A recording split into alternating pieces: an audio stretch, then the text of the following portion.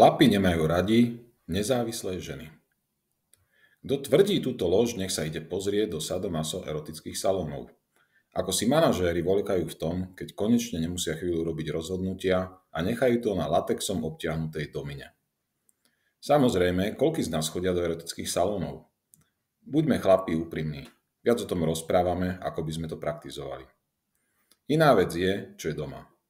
Koľko je domácností, kde železnou rukou vládne žena? A ty, Lojsko, čo nič nehovoríš? Veď sa už za to nehanbi, máš predsa množstvo iných predností. Pozri sa, v práci nakričíš na podriadených a biznis ti prekvíta. Ale doma máš rád svoj kľud. Deti sa s tebou radi zahrajú, majú ťa viac za kamaráta ako za otca a vychovávateľa. To je však v poriadku, lebo doma kričí žena.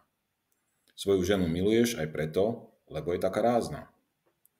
Prečo by sa nakrúcali čím ďalej, tým viac filmy o heroických bojovníčkach typu Xena či Lara Croft? Páni, mali by sme sa nad sebou zamyslieť, kam sa to rúti náš svet rytierských zápasov a puškinovských duelov. Myslím si, že muži vstupujú do 21. storočia trochu unavení zápasmi svetových vojen 20. storočia a radi sa preto trocha nechávajú ovládať ženami. Napokon je to príjemné, keď mužskej hrubosti vládne ženský jemnocit, aj keď občas s bičíkom v latexe. Dan Brown rozvíril svojím kontroverzným bestsellerom Da Vinciho kód hladinu verejnej mienky, keď naznačil možnú veľkoleposť úlohy ženstva v dejinách ľudstva.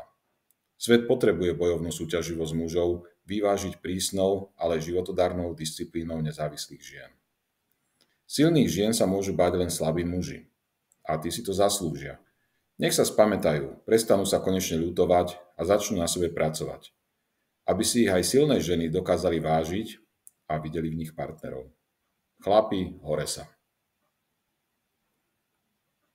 Zhrnutie. Len slabí muži sa boja silných, sebavedomých a nezávislých žien. Pre silného muža je sebavedomá partnerka príjemnou a hravou spoločníčkou. Boj mužov je potrebné vyvážiť prísnou, ale životodárnou disciplínou žien.